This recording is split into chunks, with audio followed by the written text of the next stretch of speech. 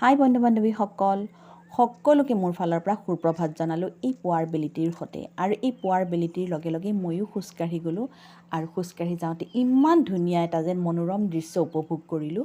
আৰু সঁচাকৈ এনেদৰে যদি এটা মনোৰম দৃশ্য উপভোগ কৰিব পৰা যায় তেন্তে গোটেই দিনটোৰ কাৰণে যেন দেহ প্ৰাণ মন সকলো যেন সতেজ হৈ থাকে আৰু মনটোও ভাল লাগি থাকে, নহয়নে বাৰু? আৰু অকল ময়েই উপভোগ কৰা নাই, আৰু মোৰ মোবাইলৰ কেমেৰাত এইখিনি বন্দী কৰি ৰাখিলোঁ আৰু আপোনালোকৰ লগতো মই শ্বেয়াৰ কৰিলোঁ। আৰু এই মনোৰম দৃশ্যটো আপোনালোকৰ বাৰু ভাল লাগিছেনে আৰু কেনেকুৱা লাগিছে আপোনালোকে জনাবচোন দেই। আৰু আপোনালোকে বাৰু ৰাতিপুৱা এনেদৰে খোজকাঢ়েনে বাৰু? অকণমান খোজকাঢ়িবচোন বেলিটিৰ লগে লগে।